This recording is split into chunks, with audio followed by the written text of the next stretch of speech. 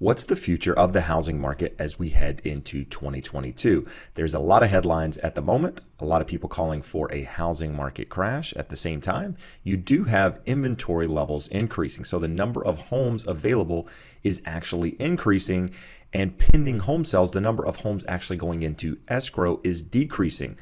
So with that, a lot of people believe that you're going to see a huge slowdown in the real estate market, in housing, which is going to lead to lower prices. That's what we're going to break down in today's video. My name is Jeb Smith. I'm a real estate broker here in Southern California. Been selling real estate for over 20 years. I'm going to use my experience and my knowledge of what's actually happening in the market with boots on the ground to help guide you into 2022. Whether you're a buyer or seller, we're going to talk about what you should expect over the next couple of months. Does more inventory mean that you're going to be able to offer substantially lower amounts on housing? Does it mean that home prices are actually going to decline? That's what most people want to know if they're consider buying a house. And so that's what we're going to actually talk about in today's video. So in a lot of markets across the United States at the moment, buyers out there are seeing more properties available than just a couple of months ago, giving them more options to choose from. Now, is that because affordability has become an issue? People can't afford homes at these prices? Is it because buyers have taken a step back and said, you know what, I'm not willing to pay X amount for a price? Is it people thinking that there's a housing market crash coming and they don't want to buy a property and be upside down in a couple of months? I recently did a survey on my channel, and that was one of the biggest fears of people buying homes, is that they felt like the homes were actually going to be less than they paid for them. At the same time, affordability was also, more or less neck and neck with the fears of home buyers out there. I believe it's actually probably a little bit of all of that, right? Affordability becoming an issue, people just wanting to take a step back, see where the market's going, people not wanting to buy and pay at these crazy prices. So I think all of those factors thrown into one is allowing inventory levels to actually increase. At the same time, you've got sellers looking to take advantage of the market. I mean, I personally have clients that are looking to take advantage of where housing prices have gone and wait to sit it out. Whether or not I believe that's the right option for them, that's the path that they're choosing, just because they want to see where things end up. So what does that actually mean? If you're a home buyer out there, is this an opportunity for you to actually get a property at a lower price? We're going to talk about that in just a minute, but let's talk about where inventory levels actually are. So nationwide at the moment, inventory levels have crept up to about 2.6 months of supply.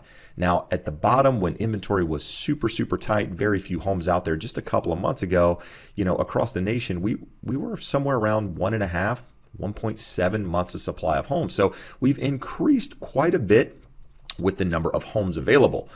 But at the same time, back in June and July of last year, we had about 3.1 months of supply. So while inventory levels have actually increased, we're still below where we were last year this time, and substantially below where we would be in a balanced market. So let's rewind back to June, July of 2020. Just coming out of the pandemic, people, didn't know what was going to happen. But demand was there, right? Interest rates were low, a lot like they are right now. Inventory levels, as we just mentioned, were higher than they are right now, but buyer demand was high, right? And so people were going into escrow, people were offering more than the asking price, multiple offers, things were moving along nicely. Now fast forward to this year, where we are at the moment. So inventory levels are about 2.6 months of supply. Now that's higher than we were, but less than we were last year. So even with inventory levels moving up, understand the market is still going to have multiple offers in a lot of price points, right? I'm seeing it personally. I'm out there showing buyers property. I'm out there working with sellers, and I haven't listed a property that hasn't had multiple offers on it in well over a year. At the same time, I haven't put an offer in for a buyer even up until this weekend. I mean, I'm still putting in offers, and we haven't been in a situation where there hasn't been a multiple offer.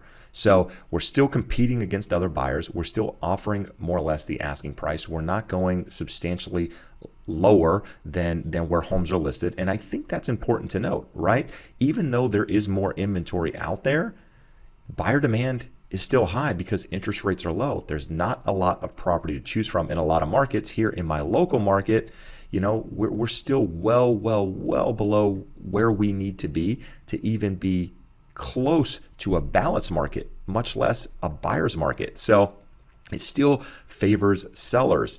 And I think what you're going to see over the next couple of months is you're going to see inventory not really build. And the reason I believe that is because you're heading into the slower markets of the year, right? Real estate is very seasonal. And what I mean by that is typically coming out of the summer, headed into the fall, winter times, the market tends to slow down. Just because, kids are back in school, parents don't want to move kids once they're in a school district.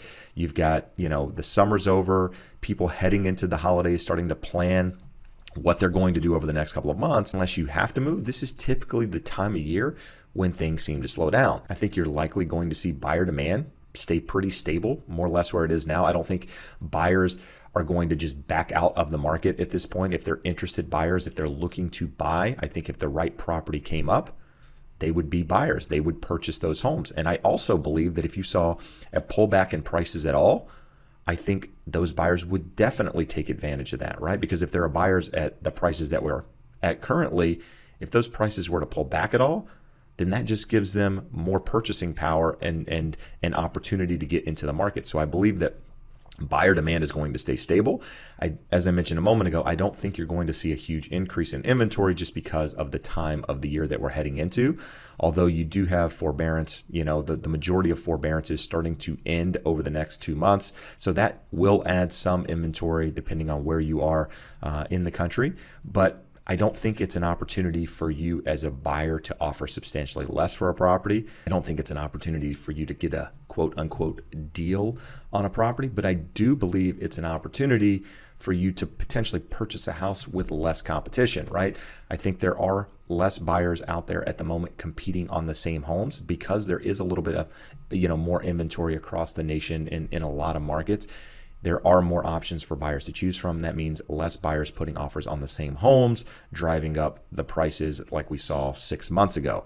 But that doesn't mean that there aren't going to be multiple people bidding for the same home. It just means less of those people bidding on the same home, right? There might be multiple offers, but instead of being 10, maybe there's 2 or 3, which gives buyers a better opportunity to get into housing. And I believe as we move towards the end of the year, after Thanksgiving, towards Christmas, I think you're going to see inventory levels probably reach their lowest levels over the last couple of months, maybe not of the year, because I think we've seen the worst of where inventory levels will be with regards to the scarcity of them.